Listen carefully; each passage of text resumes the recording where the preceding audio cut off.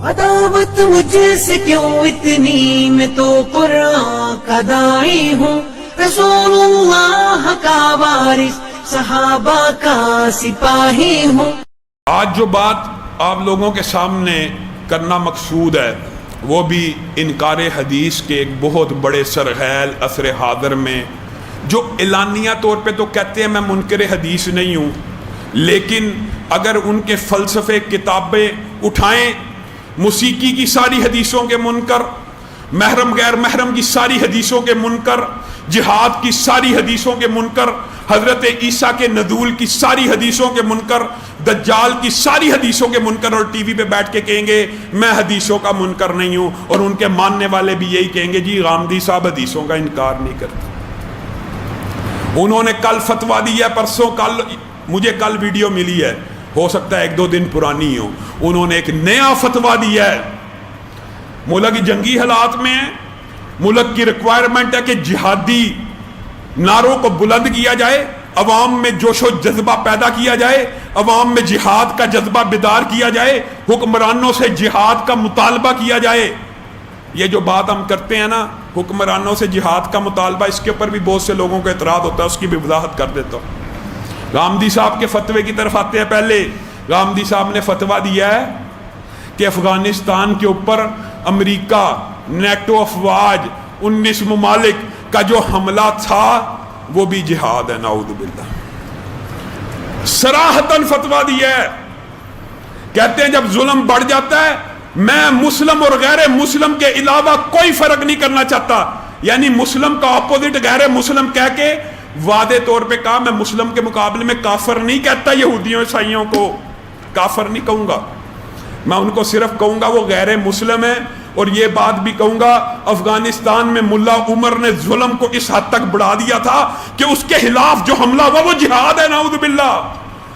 انکار حدیث کہاں کرتے کرتے انکار قرآن، عیسیٰ کے نزول کے منکر، دجال کے، موسیقی کے، آپ حیران رہ جائیں گے۔ کئی ان کے تفردات ایسے ہیں، کتے کے بارے میں فرماتے ہیں کہ کتا جو ہوتا ہے نا بلی جیسا ہوتا ہے، نعوذ باللہ۔ حدیث آتی ہے کہ کتا بغیر مقصد کے، اجازت کے، جن چیزوں کی اللہ کے رسول نے اجازت دی ہے یا قرآن میں کہ شکار کے لیے یا حفاظت کے لیے اس کے بغیر رکھو گے تو ہر روز ایک قرات اجر ثواب تمہارے نیکیوں میں سے کاٹا جائے گا، صرف شوق کے لیے کتا پالنے والے کے۔ وہ کہتے ہیں نہیں جی جو کتا ہوتا ہے نا، کتے اور بلی میں کیا فرق ہے، نعوذ باللہ، اگر بلی پالی جا سکتی ہے کتا بھی پالا جا سکتا ہے۔ عجیب و غریب تفردات ہے، عورت سے ہاتھ ملانے میں کیا حرج ہے، یعنی ساری صریح حدیثوں کے منکر ہیں، اور ان کے ماننے والے آج تک لگے ہوں گے نہیں جی نہیں حدیث کا انکار نہیں کرتے۔ اب بڑھتے بڑھتے اسلام کے قلعے اور فصیل پہ حملہ کر دیا۔ جہاد کے بارے میں اجماع امت ہے کہ مسلمان حکومت کے اوپر کافر جب حملہ کرے گا اس کا دفاع کرنا مسلمانوں کی ذمہ داری ہے۔ آپ ایمانداری سے بتلائیے امریکہ کے اندر جو کافر اور غیر مسلم ہیں انہوں نے کتابیں لکھی ہیں کہ امریکہ نے ملا عمر کی حکومت اور افغانستان کی حکومت میں جو حملہ کیا وہ غاصبانہ تھا، وہ غلط تھا، وہ جارحیت تھی۔ گوروں نے لکھ دی کتابیں، لیکن غامدی صاحب ان کا ضمیر ایسا سویا ہوا ہے، وہ کہہ رہے ہیں امریکہ نے جہاد کیا، وہ جو 19 ممالک تھے انہوں نے ظلم کے خلاف جہاد کیا ہے۔ اللہ معاف کرے۔ اب بتائیے ایسے بندوں کو پہلے قرآن پاک کی من چاہی تفسیر، قرآن کے ترجمان بنتے ہیں۔ حیران کن بات یہ ہے کہ قرآن کے ترجمان ہیں، لیکن ترجمانی کیسے ہوگی؟ غامدی صاحب کی عقل کے مطابق، نہ فہم صحابہ، نہ امت کے اسلاف کا فہم، نہ نبی کریم جنہوں نے قرآن کو بیان کیا ان کا بیان مانا جائے گا۔ کس کا مانا جائے گا؟ غامدی کا۔ جب اس طرح کے لوگوں کو بندہ عالم کہے گا وہ اسی طرح کے فتوے دیں گے، اور یہ فتویٰ خاص طور پہ آج کل کیوں آیا آپ خود اس کی وجہ سے وجہ کا اندازہ لگا لیجئے، کیا وجہ ہے یہ فتویٰ آج کل میں کیوں آیا؟ کشمیر کا ایشو آپ کو پتہ ہے، اور جو ہم کہتے ہیں حکمران جہاد کا اعلان کریں، جہاد کا اعلان نہیں کر سکتے، جہاد کی سرپرستی کریں، یہ بات ہم کیوں کہتے ہیں؟ لوگ یہ بھی اعتراض کرتے ہیں، اور یار مولوی خود کیوں نہیں جہاد پہ چلا جاتا؟ یاد رکھیے یہ جو جہاد کا اعلان کرنا ہوتا ہے نا، اسلامی ریاست اگر ہو تو جہاد کا اعلان ریاست نے کرنا ہے، میرا اور آپ کا کام ہے ان سے مطالبہ کرنا کہ آپ جہاد کا اعلان کریں، اللہ کی قسم کوئی مولوی، کوئی دینی رہنما، کوئی طالب علم جہاد سے نہیں ڈرتا، بلکہ حدیث کے اندر الفاظ ہیں جو مر گیا اور اس نے اپنے نفس کو، اپنے آپ کو جہاد کے لیے تیار نہیں کیا، وہ حالت نفاق میں مر گیا، منافقت کی موت مر گیا۔ آپ کیسے کہہ سکتے ہیں کہ ہم جہاد سے ڈرتے ہیں؟ لیکن ہم اس بیانیے سے ضرور ڈرتے ہیں کہ اگر جہاد کا اعلان کر دیا ریاست کے آرڈر کے بغیر تو لاپتہ افراد میں نام نہ آ جائے۔ لاپتہ افراد کے ساتھ جو پاکستان میں معاملات ہوتے ہیں، یہ بھی اب کسی سے ڈکی چھپی بات نہیں ہے، حق کی ریاست کا ہے، اعلان جہاد کرے، ہمارا کام ہے ان کو موٹیویٹ کرنا۔ ہاں ایک وقت ایسا آ جاتا ہے اگر مسلم ریاست کا حکمران اسلامی ذمہ داریوں سے بالکل بے بہرا ہو جائے، پھر علماء کی جماعت، تمام مسالک کی صالح فکر کے علماء اس بات کے اوپر اجتہاد کر سکتے ہیں کہ اب حکمران جہاد جاری نہیں کر رہا، ہمیں جہاد جاری کر دینا چاہیے۔ اور اس کی مثالیں بھی تاریخ کے اندر سے بھی ملتی ہیں، روایات کے اندر سے ملتی ہیں، اور عصر حاضر میں شاہ اسماعیل شہید، امام شامل اور اس طرح کے مختار لیبیا کے اندر ساری مثالیں موجود ہیں۔ لیکن ہم یہ سمجھتے ہیں کہ اس وقت ہمیں حکمرانوں کے ضمیر کو جھنجھوڑنے کی ضرورت ہے، ان سے مطالبہ کرنے کی ضرورت ہے کہ آپ پاکستان کا جتنا مرضی سافٹ امیج قائم کرنا چاہتے ہیں، یہود و نصارہ کے سامنے اللہ کی قسم نہیں قائم ہو سکتا۔ جب تک آپ خود یہودی یا عیسائی نہ ہو جائیں وہ آپ سے راضی نہیں ہوں گے۔ راضی ہونا ہوتا، ایمل کانسی سپرد کیا، امیج بہتر ہوا، ریمنڈ ڈیوس سپرد کیا، امیج بہتر ہوا، کرنل جوزف سپرد کیا، امیج بہتر ہوا، کارگل کی جنگ میں 2 طیارے پاکستان میں آئے، ایک پائلٹ پکڑا گیا، واپس کیا، امیج بہتر ہوا، اپنی ہی بیٹی کو اٹھا کر عافیہ صدیقی کو ان کے حوالے کر دیا، امیج بہتر ہو جائے گا، ہو گیا۔ اپنی ہی ریاست کے اندر دیکھیے اللہ کی قسم ظلم کی اس سے بڑی داستان کیا ہوگی۔ سوارتی آداب کو پاؤں کے نیچے روند کر ملا عبدالسلام ضعیف کو امریکہ کے حوالے کر دیا، امیج بہتر ہوا؟ نہیں۔ لشکر طیبہ پہ پابندی، امیج بہتر ہوگا، جماعت الدعوہ پہ پابندی، امیج بہتر ہوگا، جیش محمد پہ پابندی، امیج بہتر ہوگا، حافظ سعید گرفتار، امیج بہتر ہوگا، خادم رضوی گرفتار، امیج بہتر ہوگا، مسعود اظہر گرفتار۔ اللہ کی قسم اس طرح امیج بہتر نہیں ہوتا۔ اور یہ بات بھی لوگ سن لیں، عجیب و غریب مطالبات کرتے ہیں، امت کی باتیں کرتے ہیں، جب کسی حکمران کے اوپر پاؤں آ جاتا ہے نا تب اس کو امت یاد آ جاتی ہے۔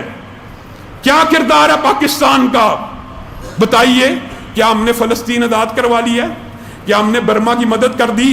کیا ہم افغانستان، لیبیا، شام کے اندر عالمی استعمار کے خلاف سیسا پلائی دیوار بنے ہوئے تھے؟ کیا تھے ہم؟ آج لوگ کہتے ہیں سعودی عرب کیا کر رہا ہے، ترکی کیا کر رہا ہے، ایران کیا کر رہا ہے، مصر کیا کر رہا ہے۔ ان 4 ممالک کے بارے میں لوگ آپس میں سوشل میڈیا پہ ہر وقت ایک دوسرے کو گالی گلوچ کر رہے ہوتے ہیں۔ اور بھائیو انہوں نے کیا کرنا ہے؟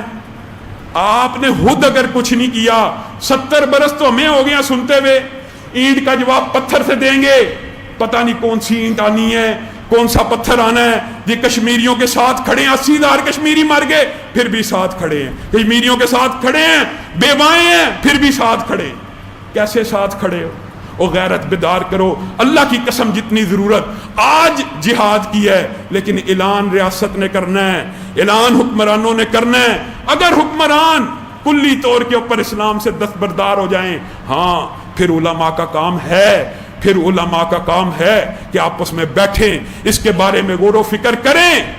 لیکن یہ کہنا ایک بندہ اٹھے مولوی اور کہ میں جہاد کے لیے نکل رہا ہوں، یہ اسلامی ریاست کے قوانین کے بھی خلاف ہے اور اسلام کے بھی خلاف ہے۔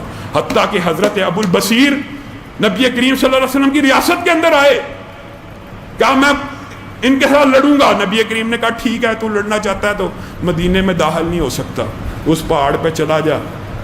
ان کے جو اشارہ تھا نا، اشارہ دینا مقصود تھا، اگر تو یہ انڈیپینڈنٹ ذاتی سوچ اپنانا چاہتا ہے تو تیرے لیے راستہ اور ہے۔